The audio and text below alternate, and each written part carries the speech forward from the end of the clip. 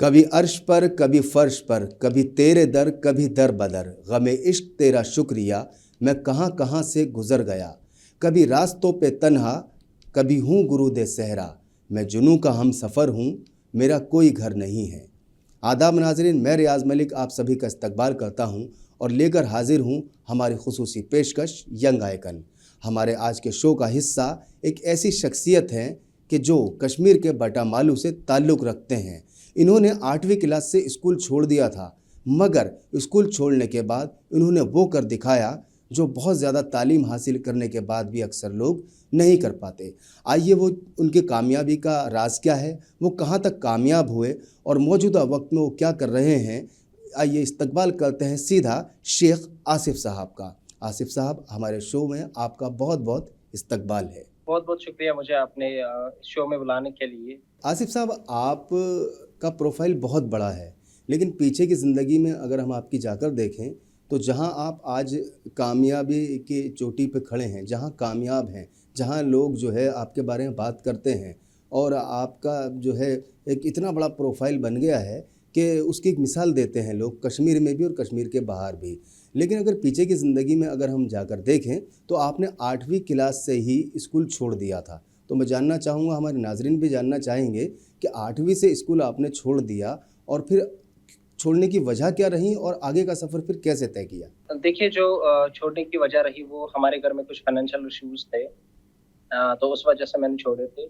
और जैसे अभी के टाइम पे जो हमारा जो माहौल है अभी वो अब सब हम सबको ही पता है कि किस तरह जा रहे हैं अभी हमारे जो यूथ्स हैं। तो जी, उस वजह से मेरी मदर जो है वो नहीं चाहती थी कि मैं उन सब कामों में पड़ूँ, कोई गलत ऐसा काम कर लूँ कि जैसे आजकल के करते हैं यूथ्स, क्योंकि ड्रग्स या जो बाकी चीज़ें हैं। तो जी, उस वजह से उन्होंने बहुत सारों को बताया कि आप इनके लिए एक जॉब ढूँढ लो, क्योंकि पढ़ाई तो ये कर नहीं रहा है अभी। अभी तो वो हो गई है खत्म। तो उस वजह से फिर मैंने जो जॉब अपना स्टार्ट किया पहला, वो टूर एंड ट्रैवल पे था, टिकटिंग का। और उसके बाद मैंने कंपनीज़ चेंज की। 6 मंथ के बाद मैं दूसरे एक फ़ील्ड में आ गया। लेकिन मेरा जो शौक था वो यही था कि जहाँ पे भी मैं काम करूँ वहाँ पे कंप्यूटर वगैरह मुझे चलाने को आ जाए, बस बाकी जो भी काम होगा मैं कर लूँगा। तो उस वजह से मेरी जो जॉब थी वो उसी में हो गई। मेरा टैली का वहाँ पे काम था। और वो आफ्टर 6-7 मंथ के बाद जो मेरा जो सबसे ज़्यादा इंटरेस्ट था वो इसी में था कि जहाँ पे मुझे कुछ आईटी के रिलेटेड बहुत सारे काम हो, क्योंकि टैली तो लिमिटेड था। मुझे सुबह बिलिंग करना था और शाम को छोड़ देना था। तो उस वजह से मैंने अपना जो फ़ील्ड है वो चेंज करके टेलीकॉम में आ गया। जैसे उस टाइम पे एयरसेल हमारा यहाँ पे चलता था, तो मैं एयरसेल में चला गया। फिर उसके बाद मैंने कंपनीज़ को चेंज करता रहा, लेकिन वो सारे या तो टेलीकॉम थे या तो वो डीटीएच थे। और फाइनली मैंने 2014 में जो है इन सब का एंड किया, क्योंकि उस टाइम पे मैंने सोचा था कि अब जो भी करना है वो कुछ अलग करना है, अपने लिए ही करना है। तो उस वजह से 2014 यानी कि फ्लड से पहले अप्रॉक्सिमेटली 2 मंथ्स मैंने अपनी जो जॉब थी वहाँ पे रिज़ाइन कर लिया। और मैंने सोच लिया था कि अब मुझे अपना कोई बिज़नेस ही करना है। भले ही मुझे दिन-रात उसके लिए यही करना पड़े, लेकिन मुझे अब करना है तो अपना ही बिज़नेस करना है। अच्छा, देखा जाता है कि कश्मीर के लोग वहाँ के हैंडलूम, वहाँ की लकड़ी, वहाँ की बहुत सारी चीज़ों के बिज़नेस की तरफ बहुत तेज़ी से राग़िब हो जाते हैं। ज़ाहिर-सी बात है कि आपने जो अज़्म एक अपने लिए लिया कि पढ़ाई तो ठीक है, 8वीं क्लास से किसी वजह से छूट गई थी, लेकिन आपने हिम्मत नहीं हारी और आप अपने हौसलों की बुनियाद पर आगे बढ़ते चले गए। नौकरी भी हासिल कर ली, लेकिन एक जुनून था, कुछ कर गुज़रने की कुछ आपकी कोशिश थी और आपने नौकरी छोड़ के अपने बिज़नेस की तरफ आ पाए। मैं जानना चाहूँगा कि आपको अपनी पहली कंपनी शुरू करने का ख़्याल कैसे आया और ये सफ़र शुरू कैसे हुआ? आपने 13,000 से ज़्यादा तलबा को मुफ़्त तालीम दी। आपको इस तरह वापस लौटने मतलब जो 13,000 तलबा को तालीम भी दी, इस बारे में तो हम बाद में बात करेंगे। लेकिन आपने अपनी जो कंपनी पहली शुरू की, उसके बारे में हमें थोड़ा-सा बताइए। जो मेरी पहली कंपनी है थेम्स इन्फोटेक के नाम से है। वो असल में वहाँ पे मैं एक्चुअली, जैसे आपको पता ही है, फ्लड के बाद तो हमारा यहाँ पे बहुत सारा जी, नुकसान जी। भी हुआ, बहुत सारे बहुत लॉसेस भी नुकसान हुए। हुआ था। तो उस दौरान जब मैंने सोचा था कि मैं बिज़नेस करूँगा, मैंने कुछ अमाउंट उसके लिए सेव रखा था। लेकिन ज़ाहिर-सी बात है, जब फ्लड आया तो वो जो इन्वेस्टमेंट थी वो मुझे कहीं न कहीं अपने घर पे ही यूज़ करना पड़ा उस टाइम पे। तो जी, उसके बाद मैंने फिर से जॉब ढूँढना सर्च किया, क्योंकि मुझे पता था अभी जॉब के बगैर तो कोई ऑप्शन है नहीं। जी। क्योंकि अगर बिज़नेस स्टार्ट करना है, कम से कम देखिए हमारे यहाँ पे अभी भी मैं सबको ही बोलता हूँ कि आपका जो बिज़नेस है ना वो ज़ीरो से स्टार्ट होगा। मगर ज़ीरो मतलब ये नहीं कि आप थोड़ा सा भी उस पर इन्वेस्ट नहीं करेंगे, अपना टाइम इन्वेस्ट करना है। तो उस वजह से मैंने जॉब्स ढूंढना स्टार्ट किया उस टाइम पे, और मेरी जो जॉब है वो एक आईटी कंपनी में लगी, जो अभी रिसेंटली स्टार्ट हुई थी। मतलब उनको अप्रोक्सीमेटली वही 15-20 डेज हुए थे, और मैं एज अ ग्राफिक्स डिजाइनर वहाँ पे हायर हुआ। और कुछ मंथ्स के बाद वहाँ पे उन्होंने जो इंट्रोड्यूस किया वेबसाइट डिजाइनिंग डेवलपमेंट का, तो मेरा तो वेबसाइट डिजाइनिंग डेवलपमेंट में उतना नहीं था, ग्राफिक्स तो मैं ठीक ठाक से करता था। तो मैंने जैसे मैंने पहले ही बताया कि मेरा जो जुनून था ना वो कंप्यूटर में था, कि जो भी करना है ना इसी में करना है। तो इस वजह से मुझे क्लासेस लेने की जरूरत नहीं पड़ी, क्योंकि मेरा इंटरेस्ट ही वही था, मेरी हॉबी भी। जैसे बच्चों को होता है क्रिकेट वगैरह, जी जी या जी किसी को कोई गेम पसंद होती है, तो मुझे बस वही था कि भाई कोई चीज चल रही है, कंप्यूटर वगैरह जो चल रहा है ये क्यों चल रहा है, तो ये सब मेरे दिमाग में था। तो मैंने वेबसाइट डिजाइनिंग डेवलपमेंट भी उन्हीं दिनों सीखी, और छोटी छोटी जो वेबसाइट्स है हमारी वो बनाना मैंने स्टार्ट किया, और वहां से थोड़ा सा एक्सपीरियंस मेरा बढ़ गया। और वहीं पे 2016 में हमारे यहाँ पे हालात फिर से थोड़ी खराब हो गई थी। तो उस वजह से जिन्होंने यहाँ पे कंपनी स्टार्ट की थी वो तो दिल्ली के थे, वो यहाँ के थे नहीं। तो फाइनली उन्होंने मुझे उन्हीं दिनों बताया कि भाई अगर आपको काम करना है, कंटिन्यू करना है, तो सीधी सी बात है, जाहिर सी बात है कि आपको हमारे यहाँ पे आना पड़ेगा, क्योंकि कश्मीर में तो इंटरनेट सारा बंद पड़ा हुआ था। जी और काम जो था वो ऑनलाइन का ही था, क्योंकि हम उस टाइम पे जो काम करते थे वो हम इंडिया में रह के, लेकिन वो वर्चुअली हम काम करते थे यूके के लिए। जो लंदन वगैरह है वहाँ के लोगों के लिए करते थे, क्योंकि उनके ब्रदर थे वहाँ पे। तो फिर वही चीजें आई दिमाग में कि भाई अगर कुछ करना है, अभी चांस भी मिल रहा है, और जो जो मेरा जुनून है, जिसका मुझे शौक है, तो वो मिल रहा है, तो बेटर है कि मैं वहां पे जाऊं। और वहां जाते ही फिर जो है, मान लीजिए आप 2 to 3 मंथ्स हो गए, और मेरा जो कॉल आया था उस टाइम पे यूके के लिए, क्योंकि उनके भाई ने बोला हमें बहुत ज्यादा इश्यूज होते हैं वर्चुअल काम में, हमें बहुत सारा टाइमिंग का भी इशू रहता था, या जो उनका काम था वो ऑन टाइम नहीं हो पा रहा था, तो उस वजह से। तो फिर मेरा कॉन्ट्रैक्ट बना उसका 1.5 ईयर का, जी 1.5 साल का मेरा कॉन्ट्रैक्ट बना यूके में। लेकिन अभी उस चीज को मैं लक बोलूं या अनलकी बोलूं मैं उस चीज को, तो उनकी कंपनी जो है ना उतना जितना ग्रो ज्यादा हो रहा था, वहीं पे वो जैसे मैं चला गया तो वो कंपनी डूबने लगी। जी जी और उस कंपनी का नाम भी थीम्स इन्फोटेक ही था, क्योंकि जो मैंने एक्योर किया ये बाद में, ये जी जी मेरी जी मैंने स्टार्ट नहीं किया था, स्टार्ट तो उन्होंने किया था। जी हाँ बेशक इसका जो नाम है वो मैंने ही रखा था उस टाइम पे, क्योंकि उन्होंने मुझे बोला था कि बेटा आप अपना इस कंपनी का नाम रख दो। तो वो डूबने ही लगी। तो उसके बाद वैसे हमारा जो कॉन्ट्रैक्ट था वो 1.5 साल का था, और जो भी स्पॉन्सर था, जो भी टिकट्स वगैरह था, वो उनका स्पॉन्सर था। तो मुझे लगा कि उन्होंने जब मुझे सीधे बताया कि बेटा हमारा जो कंपनी है ना वो नहीं चल रही है, तो आप कोई और जॉब ढूंढ लो या कुछ और कर लो आप, क्योंकि हमारा जो है चलो 1.5 साल का तो हम आपको देंगे, लेकिन उसके बाद आपको कुछ करना है। तो वहीं पे मुझे कुछ एक दो बंदे मिले जिनको मैंने बोला कि मैं ऐसा ऐसे मेरे पास स्किल्स है, अगर मुझे कोई फ्रीलांसिंग का काम मिले तो वो मुझे दिला दो। तो एक शुरुआत हुई वहां पे। उनको लगा कि भाई ये जो बंदा है काम करने वाला है, इसको जुनून है काम करने का। तो मुझे थोड़े थोड़े मतलब मैंने बहुत सारा ट्राई किया कि छोटे प्रोजेक्ट्स लूं, लेकिन वो मुश्किल थे। और फाइनली मेरा एक बड़ी कंपनी के साथ जो है एक टाई अप हुआ। टाई अप वो हम एक जिसको बोल सकते हैं ना कि चांसेस, क्योंकि हमारे यहाँ पे ना एक हम बड़े की तलाश में रहते हैं कि हमें कोई बड़ा प्रोजेक्ट मिले या कोई बड़ी चीज मिल जाए या बड़ा जॉब मिल जाए। तो वहीं पे मैं सोच रहा था कि मैं किसी की एक वेबसाइट फ्री में बना दूं, जी और मेरा जो है पोर्टफोलियो बन जाएगा उससे। जी जी तो जो कंपनी थी उन्होंने मुझे जो कॉन्ट्रैक्ट दिया था उस टाइम पे, इसको मैं थोड़ा लंबा करूंगा, क्योंकि हमारे जो यूथ है ना इनको सब्र नहीं है, पेशेंस नहीं है अभी के टाइम जी पे। जी जी तो मैंने उस टाइम पे देखा कि पेशेंस में कितना हम अगर हम पेशेंस रखते तो हमें कितना फायदा हो सकता है। तो वहीं पे उन्होंने जब मुझे लोगों का काम दिया मैंने कर दिया। तो उन्होंने मुझे उसका जैसे मान लीजिए अगर मैंने उनको एक अमाउंट मैंने जब उनको बताया, तो उनका उन्होंने मुझे उसका 10 गुना ज्यादा दे दिया, क्योंकि अरे उनको वाह मेरा काम बहुत अच्छा लगा। और मुझे ये नहीं पता था कि मैं किस कंपनी के साथ काम कर रहा हूँ, या जो कंपनी है वो बड़ी है, क्योंकि मेरे लिए वो नए नाम थे। अगर वो मे बी इंडियन ब्रांड होते तो शायद मुझे पता होता, लेकिन वो सारे बाहर के ब्रांड्स थे, तो मुझे उतना उनकी नॉलेज नहीं थी। तो उसके बाद उनका वेबसाइट का काम जब मुझे मिला, तो मान लीजिए जो मैंने आप ऐसा सोच सकते हैं कि जो मैंने 6 मंथ जो अपने लिए मैंने स्ट्रगल किया वहां पे, या जो मैंने उनके साथ काम किया था, वो जितना भी लॉस हुआ था मेरा, या जितना भी मैंने कमाया था, उसका इंटू 10 करके मुझे मिला उस वेबसाइट बनाने से। जी और वहां पे मेरी शुरुआत हो गई, और मेरा जो कंपटीशन है ना जो वहाँ की बड़ी कंपनीज थी उस टाइम पे, तो उनके साथ हुआ, क्योंकि उनने जो अवार्ड्स लिए थे वो 1993 से उन्होंने एक अवार्ड लिया था, 3 बेस्ट रेटेड। जी तो वो 2019 से मेरा हो गया। फिर 2019, 20, 21 वो कंटिन्यू अवार्ड मुझे मिले, और एक बड़ी कंपनी को झटका लगा कि भाई ये तो अभी स्टार्ट ही हुआ और इसने इतना सारा मार्केट जो है ग्रैब किया उस टाइम पे, वेबसाइट डिजाइनिंग और डिजिटल मार्केट। तो वही चीज़ है, जब मेरा कॉन्ट्रैक्ट खत्म हुआ तो मैं कश्मीर आ गया और मुझे लगा कि हम कहीं ना कहीं टेक्नोलॉजी पे बहुत पीछे हैं, क्योंकि उस टाइम पे, अभी के टाइम पे हम एआई वगैरह देखते हैं, उस टाइम पे नहीं देखते। तो मुझे लगा कि हम बहुत ज्यादा पीछे हैं, तो हमें करना चाहिए। हमारी यूथ से हम मैक्सिमम, अगर आप अभी भी देखेंगे जम्मू कश्मीर या इंडिया की बात करते हैं, तो हमें प्राउड फील होता है कि हमारे बच्चे डॉक्टर बनते हैं या कोई और फील्ड। लेकिन जब आईटी की बात आती है, वहाँ पे वो बोलती है कि इसमें पैसा नहीं है या इसमें कोई स्कोप नहीं है। लेकिन वहीं पे आज देखेंगे तो आईटी के बगैर जिंदगी जो है ना आधी अधूरी है, क्योंकि हमारे पास कोई भी कम्युनिकेट करने के लिए उसमें आईटी चाहिए।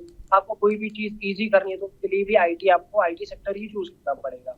तो वो उस टाइम पे जब मैंने स्टार्ट किया था तो बहुत सारों ने बोला भी कि भाई आपका जो काम है ना ये बस एक सपना है और ये कुछ नहीं, ये मिथ है, ये चलेगा नहीं। जी लेकिन आज की डेट में वही काम मेरा अच्छा खासा चल रहा है और उस वजह से अभी मैंने कश्मीर में भी जैसे अपने स्टूडेंट्स की बात की तो उनको भी मैंने ट्रेन किया। या उसके बगैर मैंने यहाँ पे 2 और एजेंसीज, मैं उनको कंपनीज नहीं, उनको एजेंसीज बोल सकता हूँ या स्टूडियो बोल सकता हूँ। जी जी जी। तो वो मैंने भी स्टार्ट की यहाँ पे। आसिफ साहब, क्योंकि जाहिर सी बात है बहुत ज़्यादा जुनून आपके अंदर रहा तभी आप ये सब चीज़ कर पाए। कोरोना आया, कोरोना में भी आपने 500 से ज़्यादा आपकी कारोबारियों आवाज की थोड़ी ज़ाती कम। तौर पे मदद करी और 13,000 स्कूल ड्रॉप आउट हैं, आपने 8वीं क्लास से स्कूल छोड़ा था, 13,000 बच्चों को, 13,000 बच्चों को आपने मुफ्त तालीम भी दी। बतौर कश्मीरी नौजवान एंटरप्रेन्योर आपको किन चैलेंजेस का सामना करना पड़ा, मैं इस बारे में जानना चाहूँगा ताकि हमारे नाजरीन भी जो इस प्रोग्राम को देख रहे हैं उनको भी हिम्मत मिले। देखिए, जहाँ चैलेंज की बात करेंगे हम, तो अगर एंटरप्रेन्योरशिप हम देखेंगे तो उसका मतलब ये होता है आपको रिस्क लेना ही पड़ेगा या जी आपको जी सब्र, पेशेंस, जो मैंने पहले आपको। तो इसी तरीके से अगर आज की डेट पे हम देखते हैं यूथ जो चाहते हैं कि हम बिजनेस करें, उनको जी, ये चाहिए कि वो, देखिए अभी कंपटीशन बहुत ज्यादा हुआ है, कुछ बिल्कुल। साल पहले ये बहुत कम था। अभी के टाइम पे कंपटीशन भी ज्यादा बढ़ गया, हमारे लोग भी आ रहे हैं इस फील्ड में। तो पेशेंस सबसे पहले रखने हैं उनको। और सेकंड थिंग चैलेंज, वो तो अगर आप हर एक कदम पे, अगर मैं आज की डेट पे देखता हूँ खुद को, मैंने 2016 से स्टार्ट किया हुआ है, फिर 18 19 20 21 के बाद मैं कश्मीर में था। तो अगर चैलेंजेस देखेंगे तो हर बार बढ़ते रहेंगे, ये कम नहीं होंगे। देखिए, अगर हम उस टाइम की बात करेंगे, अगर उस टाइम पे हमारे यहाँ कश्मीर में 4 कंपनीज की आईटी की, आज जी की डेट पे वही 10 बन गई है। तो जी इसका जी मतलब ये हमें चैलेंजेस फेस करने पड़ेंगे। जी तो और इन सब चीजों को हमें पहले ही मद्देनजर रखें। देखिए, मैंने बहुत सारे ऐसे स्टार्टअप्स देखे कश्मीर में जो आज स्टार्ट हुए और कुछ महीनों के बाद वो बोलते हैं हमने तो बंद कर दिया क्योंकि हमारा काम नहीं चल रहा। जी तो मैं उन सबको यही बोलना चाहता हूँ कि काम रातों रात नहीं चलता, किसी को 10 साल भी लग सकते हैं ये काम में। अगर आप डेडिकेटेड है कि भाई ये मेरा जो काम है ये चलेगा और चलने वाला प्रोडक्ट है, और आपको लोग बोल भी रहे कि भाई चलेगा, अभी नहीं चल रहा है लेकिन आने वाले कुछ टाइम में चल जाएगा। देखिए, अगर हम किसी बिलियनियर की बात करेंगे जिसमें जैक मा है, बिल गेट्स है या मार्क जुकरबर्ग है, अब उनका तो ऐसा प्रोडक्ट था नहीं कि जो रातों रात चला, जी लेकिन जब चला तो उनकी जो रातें जो जाया हुई थी, जो लॉसेस हुए थे उनको, तो वो सब उनको एक बारी में मिल गया। तो बिल्कुल। इसी वजह से हमारे यहाँ पे पेशेंस रखना जरूरी है। देखिए, अभी जैसे मैंने काम की बात की, मैंने 2 स्टूडियोज अभी स्टार्ट किए हुए हैं, ये प्रिंटिंग के ही है, कस्टमाइज जी जी प्रिंटिंग अब अभी करते हैं। उसमें अगर हम देखेंगे तो कश्मीर में बहुत सारे ऐसे यूथ है जो कर रहे हैं, और उसमें कॉलेज स्टूडेंट्स भी कुछ रिसेलिंग कर रहे हैं, कुछ खुद का मैन्युफैक्चरिंग कर रहे हैं, और खुद के जितने भी है उनका सब अपना अपना सेटअप है। लेकिन वहीं पे मैंने इस साल जनवरी में मैंने सोचा कि हमारे यहाँ पे शादियां बहुत ज्यादा, वैसे तो शादियां हर एक जगह पे होती है, लेकिन हमारे यहाँ पे कस्टमाइज गिफ्ट बनते हैं जो शादियों पे हम किसी को गिफ्ट करते हैं। जी लेकिन जो शादियों में चीजें बनती है हम उनको कस्टमाइज कराने के लिए बाहर जाते हैं। जी। तो वहीं पे हमने जो है अपना स्टार्ट किया, निकाहनामा या जो भी चीज, जो भी एसेंशियल्स निकाह के बनते हैं, वो हमने खुद से स्टार्ट किया यहाँ पे बनाना, और यहाँ पे ही कस्टमाइज करें। जी तो अगर आप कोई काम कर रहे हैं, आपको लग रहा है कि ये फील्ड सही है, लेकिन उसका वे आउट कोई, देखिए कुछ ऐसी चीज है जैसे प्रिंटिंग में हम बहुत सारे फील्ड है, हम फ्लेक्स भी कर सकते हैं, हम 3D प्रिंटिंग कर सकते हैं या बाकी डिजिटल वर्क कर सकते हैं। और वहीं पे अगर कोई और फील्ड देखेंगे, हम क्या करते हैं ना, हमारा कॉपी पेस्ट करना जरूरी है। बिजनेस में ये चीजें होती है कि अगर आप किसी को देख रहे बिजनेस करते हुए, आप इंस्पायर होके वही बिजनेस स्टार्ट कर लो, लेकिन कुछ अलग सा कर लो, क्योंकि एंटरप्रेन्योरशिप का मतलब ही है। अभी देख लीजिए, मान लीजिए मैंने एक किराने की शॉप स्टार्ट की और सेम टू सेम किसी और ने कॉपी किया, तो जी उसको एंटरप्रेन्योर भी नहीं बोल सकते, वो तो कॉपी कैट हुआ। लेकिन अगर वहीं पे मैं कुछ और कर रहा हूँ, जैसे मेरी किराने की स्टोर है और मैंने ऑनलाइन सेशन इसका स्टार्ट किया, जी मैंने ऑनलाइन डिलीवरी स्टार्ट की, तो ये कुछ नया बन गया और आगे वाले लोगों के लिए भी इंस्पायर हो गई कि भाई ये तो कुछ नया हो गया, हट के चल रहा है। तो इसी वजह से जितने भी फील्ड है, हर एक में अपना अपना स्कोप है। बस उस चीज को आपको देखना है कि मुझे किस वे में, किस डायरेक्शन में जाना है। और अपने वही मैं अभी भी वही बात करूंगा कि पेशेंस रखना है। कुछ मैंने देखे यूथ जो पढ़े लिखे यूथ है और वो चाहते हैं कि हम अपना बिजनेस करें। उनका जो नजरिया है, जैसे उन्होंने स्टडी कंप्लीट की, वो चाहते हैं कि हम जॉब करें। जी अगर जॉब नहीं मिल रही ना, कोई और पार्ट टाइम जॉब भी कर सकते हैं आप, कहीं ना कहीं पे आप पार्ट टाइम वर्क कर सकते हैं। जी। आसिफ साहब, क्योंकि इतना लंबा सफ़र है, इतना सारा आपने काम किया, जो सबसे बड़ी सीख हमारे उन लोगों को आपने दी है, आप आज की तारीख में एक कामयाब कारोबारी हैं, कामयाब बिजनेसमैन हैं, और एक इतनी बड़ी सीख आपने उन लोगों को दी जो नया बिज़नेस स्टार्ट करना चाहते हैं, जल्दी हिम्मत हार जाते हैं कि रातों रात कामयाबी नहीं मिलती और उसके लिए आपको मेहनत करनी पड़ती है। आप मुख्तलिफ़ कंपनियों के फाउंडर भी रहे हैं। Thomas infotech IT company based in Manchester UK, lovely creation custom gift printing agency, the निकाह कॉर्नर कस्टमाइज्ड निकाह एसेंशियल प्रिंटिंग अवार्ड, और ऐसे ही काफ़ी सारी चीज़ें।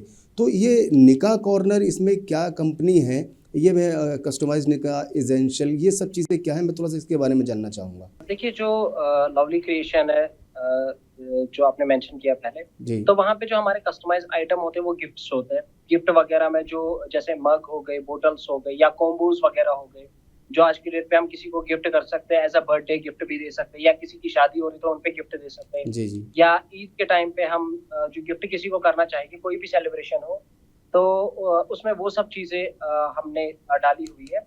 और वहीं पे जो द निकाह कॉर्नर है, तो वहाँ पे हम निकाह एसेंशियल, जैसे मैंने उसका जिक्र किया अभी, तो उसमें हम निकाहनामा, सातनामा, या जो बाकी चीजें जो निकाह में यूज होती है, जैसे अगर हम एक जिसकी शादी हुई होनी होती है, तो वो obvious सी बात है, वो अपनी शादी को ना एक अच्छे वे में देखता है कि भाई मेरी जो शादी है ना, भले ही छोटी हो लेकिन अच्छे तरीके से हो। तो वहाँ पे उनके जो एसेंशियल्स यूज होते हैं, तो हम उन सब चीजों को भी कस्टमाइज करते हैं। या जो बाकी चीजें होती है, वेलकम बोर्ड वगैरह रहते हैं, या जो दुल्हन के लिए जो चीजें हो, वो सब हम उसमें कस्टमाइज करते हैं। यानी कि हमने दोनों कैटेगरीज को जी जी चूज किया हुआ है। भले किसी की शादी हो रही है, वो भी उनकी चीजें भी हम कस्टमाइज करते हैं, और जी जो उनको गिफ्ट देना चाहते हैं, वो सब चीजें भी हम अलग वे में कस्टमाइज करते हैं। और दोनों के लिए हमारी अगर आप अभी देखेंगे, तो मेरा अभी भी वो इन हाउस ही चल रहा है। बहुत सारे ऐसे हमारे यूथ जो है वो सोचते हैं कि हमें शॉप लेनी है, हमें शोरूम्स चाहिए। तो मैं उनको एक ही बात बोलना चाहता हूँ कि अगर आपको जुनून है करने का, तो आपके लिए फील्ड पड़ा हुआ है। आपको ऑनलाइन एक ऐसा फील्ड है ना, जहाँ पे देखिए, अगर मैं अपनी बात करूंगा, तो अगर मुझे कोई चीज लेनी है ना, मैं पहले गूगल ही करता हूँ उस चीज को, कि कहीं ना कहीं मुझे ऑनलाइन ही मिल जाए और मुझे दूर ना जाना पड़े। तो वैसे ही उस चीज को मद्देनजर रखते हुए मैंने दोनों पे ही जो है ऑनलाइन स्टोर्स मेरे चल रहे हैं, वेबसाइट्स भी चल रही है, या हमारे जो ऑर्डर है वो सोशल मीडिया से भी आ रहे हैं। और उसके साथ साथ ही हमारे जो मार्केट प्लेस है, जैसे अमेजोन, फ्लिपकार्ट या मीशो, वहां से भी हमारे जो है ऑर्डर आते रहते हैं इन सब चीजों। आपका नाम जो है पद्म श्री के लिए भी नॉमिनेट हुआ। इस एजाज़ को आप क्या समझते हैं? आपको अपनी नज़र में क्या लगता है, क्या आपकी मेहनत वहाँ तक पहुँच गई, कामयाब आप हो चुके हैं कि जाहिर सी बात है, पद्म श्री के लिए नाम नॉमिनेट होना कोई छोटी बात तो नहीं है। देखिए, एज अ यंग यूथ, अगर मैं उस चीज को देखूं, तो मेरे लिए एक मुझे लगता है कि लाइफ लाइफ में एक जो अचीवमेंट होती है इंसान को। देखिए, जब मैंने अपना बिजनेस स्टार्ट किया, तो मैं सोचता था उस टाइम पे कि मुझे अवार्ड्स मिले। तो जी अल्लाह के करम से मुझे मिले भी बहुत सारे, लेकिन जो पद्मश्री था, जहाँ पे भले ही मुझे अवार्ड ना मिला, लेकिन जो उसका नॉमिनेशन है, वो मेरे लिए एक आप ऐसा बोल सकते हैं कि एक वरदान था उस टाइम पे। क्योंकि उस चीज के लिए एक डेडिकेशन होना चाहिए इंसान को। एक मान लीजिए, जो मैंने अपने फील्ड में किया, जिस तरीके से मैंने सोशल वर्क भी किया, जो जैसे 13,000 मैंने स्टूडेंट्स, उससे ज्यादा थे जो मेरे पास डेटा पड़ा हुआ 13,000, इसलिए मैं उतना ही जिक्र करता हूँ। जी जी तो वो मैंने फ्री में पढ़ाया था उनको, और मुझे लगता है कि सरकार को उस टाइम पे शायद लगा कि ये इस काबिल है। हाँ, मुझे अभी भी उस चीज पे अफसोस नहीं होता है कि पद्मश्री मुझे नहीं मिला, लेकिन मे भी इंशाल्लाह इन फ्यूचर मेरा एक नॉमिनेशन के साथ साथ मुझे उसका अवार्ड भी मिले। और उसी उम्मीद में अभी भी मैं अपना जो काम है वो कंटिन्यू करता हूँ। अपने यूथ जो हमारे हैं, उनको मैं इंस्पायर करता हूँ कि भाई, जो भी चीज है आप कर सकते हैं। ना करने की कोई बात, मान लीजिए, वो एक सपना भी है और एक हकीकत भी है। जैसे आपने अभी जिक्र किया कि आपने 13,000 स्टूडेंट्स को पढ़ाया है, और कोरोना के टाइम पे 500 से ज़्यादा कारोबारियों की मदद भी आपने की थी। वो मदद क्या थी और किस तरह से की थी? जैसे कोविड हमारे यहाँ पे स्टार्ट हुआ, तो अगर आप उस टाइम की बात करेंगे, हमारे जम्मू एंड कश्मीर की, तो हमारे जो बिजनेसेस थे, तो वो ऑफलाइन पे ही थे। अगर किसी को हम बोलते थे ऑनलाइन पेमेंट के लिए भी उस टाइम पे, उससे पहले, तो वो क्या बोलते थे कि भाई, इतना तो चलता नहीं है हमारा, ये सब नहीं चलेगा। लेकिन जब कोविड हुआ तो हमें पता चला कि हमारा जो है आईटी का रोल कितना ज़रूरी है हमारे ऑफलाइन बिज़नेसेस के लिए। जी, और जी। अभी के टाइम पे आप देखेंगे ना तो जो देखिए कोविड में मैंने जिनकी मदद की, उसके बाद मैंने अपनी बुक भी लिखी थी उस चीज़ पे कि क्यों ज़रूरी है ये सब चीज़ हमारे लिए। देखिए ऑनलाइन आना हमारे लिए बहुत अहमियत रखता है। अभी जैसे मान लीजिए मैं अभी जो कस्टमाइज़ करता हूँ वो मैं अभी श्रीनगर में करता हूँ, लेकिन मेरे जो ऑर्डर्स हैं वो अलग-अलग एरिया, अलग-अलग डिस्ट्रिक्ट से आते हैं। अगर आप मान लीजिए अब मेरी ऑफलाइन ही स्टोर होती और मेरी एक दुकान होती तो शायद ही मुझे लोग जानते, क्योंकि वो आस-पास के लिए परफेक्ट है। लेकिन एक दूर अगर एकदम वाइड रेंज अगर हम देखेंगे अपने एरिया में या पूरे ऑल ओवर इंडिया या ऑल ओवर वर्ल्ड में भेजना है तो हमें ऑनलाइन आना ज़रूरी है। तो इन सब की खासियत मैंने उस टाइम पे उनको बोला, उनका जो प्लेटफ़ॉर्म था वो सेटअप करके हमने फ्री में दिया है हमारी कंपनी ने। उस टाइम पे हमने कोई चार्जेज़ नहीं किए, क्योंकि उस टाइम पे तो आप लोगों को पता है बहुत सारे बिज़नेस है जो ठप भी हो गए, बंद हो गए उस टाइम। तो वो नज़र में रखते हुए हमने सोचा कि पैसा हर टाइम ज़रूरी नहीं है, लेकिन अगर कोई हमारी वज़ह से चल रहा है आगे, तो मे बी आने वाले कल में वो हमसे और बिज़नेस करे और हमारा जो इनकम है वो मे बी आज नहीं तो कल आ जाएगा वहाँ से। जी, जी। अच्छा आसिफ साहब, आपका जो बिज़नेस है काफ़ी फैला हुआ है, ऑनलाइन भी है, ऑफ़लाइन भी है। तो मेरा सवाल आपसे ये है कि अगर आपसे कोई आपके साथ कारोबार में जुड़ना चाहे, कोई फ्रेंचाइज़ी आपसे लेना चाहे, तो क्या ऐसा कोई ऑप्शन आपने खोल कर रखा है? अगर है, तो उसका तरीका क्या है? देखिए हमारा आप अगर तीनों बिज़नेसेस की बात करेंगे तो तीनों की तीन हमारी वेबसाइट्स अभी चल रही है। कहीं से भी क्वेरी हो कि हर एक का अलग-अलग अपना-अपना डिपार्टमेंट में, प्रिंटिंग का अलग है, हमारा आईटी का अलग है। तो अगर कोई चाहता है कि हमसे कोई काम करे, जैसे प्रिंटिंग के रिलेटेड उसको कोई काम चाहिए, मशीनरीज़ चाहिए, तो वो हमें कॉन्टैक्ट कर सकते हैं। लवली क्रिएशन वो गूगल भी करेंगे ना तो उनको सारी डिटेल्स जो हमारी कॉन्टैक्ट डिटेल्स मिल जाएँगी। या किसी को वेबसाइट की ज़रूरत है या डिजिटल मार्केटिंग की ज़रूरत है, तो वो सारी चीज़ें अगर हमारी कंपनीज़ को वो गूगल कर लेंगे तो ऑब्वियस सी बात है उनको सारी चीज़ें वहाँ से हमारी कॉन्टैक्ट डिटेल्स या जो बाकी चीज़ें वो सब मिल जाएँगी उनको। तो जी। तीनों के तीन नाम गूगल पे अल्लाह के करम से अच्छा खासा रैंक भी कर रहे हैं या बाकी कीवर्ड से भी रैंक कर रहे हैं। या उसके बावजूद अगर कोई चाहता है कि मैं इन पर्सन यानी कि सामने आके मुझे बताए कि क्या प्रॉब्लम है। देखिए बहुत सारे ऐसे मैं खाली बिज़नेस करता नहीं हूँ या देता नहीं हूँ। हाँ, किसी को हेल्प भी चाहिए बिज़नेस में, उनका ग्रो नहीं हो रहा है या कोई इश्यूज़ आ रहे हैं या वो अभी स्टार्टिंग स्टेज पे और चाहते हैं कि हमें पता चले पहले कि लॉस है कि प्रॉफिट है। तो वो इन पर्सन आके मुझे मिले मेरे घर पे, तो मुझे इवन खुशी हो जाएगी कि कोई जो है हमसे भी सलाह ले रहा है अभी के टाइम पे। आज का जो नौजवान है वो आगे तो बढ़ना चाहता है। वो ये बात कि रातों रात वो तरक्की भी चाहता है, आगे बढ़ना चाहता है, कामयाब होना चाहता है। मगर आज के नौजवान में वो रिस्क फैक्टर जो होता है, रिस्क लेने की हिम्मत वो नहीं है, घबराते हैं। आप ऐसे लोगों को क्या मशवरा देंगे? देखिए वही बात फिर से आएगी। अभी मैंने बहुत सारे ऐसे यूथ देखे जो अच्छे खासे एजुकेटेड है। अब जी, देख लीजिए मेरी बात अगर मैं अपनी बात करूँ, मैं 8th ड्रॉप आउट। जी, तो बहुत सारे मैंने देखे जो बोलते हैं कि भाई मैंने तो ये डिग्री की मैं ये नहीं करूँगा या वो डिग्री मैंने किया मैं ये नहीं करूँगा। और इसी के साथ उनकी जो है ना लाइफ अगर देखेंगे तो जहाँ पे उनको कुछ स्टार्ट करना होता है वहाँ पे वो रुक जाते हैं कि भाई ये नहीं करना है, वो नहीं करना है, ऐसा नहीं है। देखिए एक बात आप दिमाग में रखिए कि कोई भी काम छोटा नहीं होता है। अगर जी, आपके पास कोई इनकम का सोर्स कोई चीज़ बन रही है, अगर आपको कहीं से इनकम आ रही है तो वो छोटा सोर्स नहीं हो सकता है। वो शायद मेबी भले ही किसी को शायद मेबी किसी को बुरा लगे, लेकिन आपकी फिर सोच छोटी है अगर आप उस छोटी चीज़ को बड़ा नहीं करेंगे। जी, देखिए मैंने जब स्टार्ट किया था ऐसा नहीं है कि रातों-रात कोई लखपति या करोड़पति बन जाएगा। स्टार्ट तो वही आपको ₹10 का भी ऑर्डर आ सकता है या किसी को ₹100 का भी ऑर्डर आ सकता है। अब आप उस चीज़ को दिमाग में रखेंगे और अपनी जो डिग्रीज़ है उसकी छाप रखेंगे दिमाग में, तो मुझे नहीं लगता कि आप ज़िंदगी में कभी आगे भी बढ़ पाओगे उस चीज़ को लेके कि भाई मुझे जॉब चाहिए, इसके लिए मुझे 10 साल और वेट करना पड़े। वैसे आपने स्टडी पे बहुत अच्छा खासा टाइम स्पेंड किया होता है या पैसा जो है स्पेंड किया होता है। अगर आप 10 साल नौकरी के लिए वेट करें और उन 10 सालों में कोई और काम कर ले, ये ना सोचें कि मेरी डिग्री है, अभी अगर मैंने ये किया तो ऐसा होगा। देखिए ऊपर वाले पे भरोसा होगा तो मुझे नहीं लगता कि उसमें शक शोभा या अगर ये हुआ, वो हुआ, इस पे हमें ध्यान नहीं देना चाहिए। हाँ, ऊपर वाला जो भी करता है, अच्छा करता है। मैंने भी जब स्टार्ट किया था, मैंने भी अपना पैसा इन्वेस्ट किया प्रिंटिंग पे। इवन इतना हो कि इतना मुझे पता था कि यहाँ पे हमारे बहुत सारे अभी स्टार्ट हुए हैं। तो जब मैंने वो नहीं सोचा कि भाई अगर मैंने ये किया, फिर ये हुआ, तो फिर तो मुझे नहीं लगता कि आज मैं यहाँ स्टूडियो में होता, शायद आपकी तरह मैं भी भटकता रहता कहीं न कहीं पे कि जॉब मिले या कोई अच्छा-सा एक बिज़नेस बने, एक करोड़पति मैं बन जाऊँ रातों-रात। तो जी, ऐसा जी, पॉसिबल नहीं है। हाँ, और एक नसीहत मैं हर एक को करना चाहूँगा, यहाँ पे एक शो में मुझे लगता है कि उतना टाइम भी नहीं, अभी हमारा टाइम भी जा रहा है, लेकिन बहुत सारे ऐसे यूथ है जो एमएलएम बिजनेस में या बाकी सब बिजनेसेस में पढ़ रहे हैं, जहाँ पे उनको बोलते हैं कि आप 10,000 इन्वेस्ट कर लो और आपको इतने करोड़ एक साल में आ जाएंगे या गाड़ी आ जाएगी।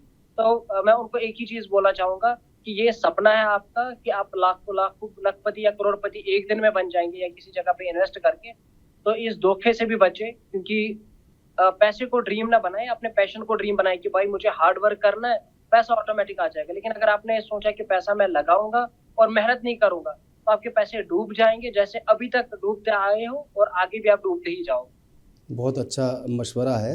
चलते चलते आखिर में आपसे एक सवाल, 8वीं से एक बच्चा स्कूल ड्रॉप आउट, उसका मौजूदा वक्त, उसका फ्यूचर क्या है? अभी भी वही चीजें है कि इंशाल्लाह मैं आगे में भी अभी जैसे मुझे आईटी का था पहले, तो अभी मैंने प्रिंटिंग का स्टार्ट किया क्योंकि वो उसके रिलेटेड भी फील्ड था। मेरे कॉर्पोरेट ऑर्डर्स बहुत आते हैं या कॉर्पोरेट वेबसाइट्स भी आती है, तो इंशाल्लाह आगे मेरा यही सपना रहेगा कि मैं इस बिजनेस को और बढ़ाऊंगा, वो दोनों बिजनेसेस को, और मे भी अल्लाह ने चाहा तो कुछ अलग, जैसे अभी एआई हमारा अच्छा खासा चल रहा है, तो मे भी आने वाले साल में यानी कि 2026 में हम कुछ ऐसा भी करें कि जो आर्टिफिशियल इंटेलिजेंस के साथ अभी भी कर रहे हैं लेकिन उतना ज्यादा नहीं कर रहे, लेकिन आने वाले कल में शायद ही हम ज्यादा एआई की तरफ जाएंगे। ठीक है आसिफ साहब, आपने हमें अपना कीमती वक्त दिया, हमारे नाजरीन को, हमारे व्यूवर्स को इतनी कीमती बातें आपने बताएं, बिज़नेस के तरीके बताए, नौजवान नस्ल को हिम्मत देने वाली बातें बताई। आपने हमारे शो में हिस्सा लिया, हमें अपना कीमती वक्त दिया, आपका बहुत बहुत शुक्रिया। बहुत बहुत शुक्रिया आपका। तो नाजरीन, ये थे कश्मीर से शेख आसिफ साहब। मुझे उम्मीद है कि हमारा आज का ये प्रोग्राम आपको ज़रूर पसंद आया होगा। फ़िलहाल अपने होस्ट, अपने दोस्त रियाज़ मलिक को इस वादे के साथ दीजिए इजाज़त। अगले हफ्ते एक और शख्सियत से फिर से आपके रूबरू हाजिर होंगे। तब तक के लिए खुदा हाफिज़।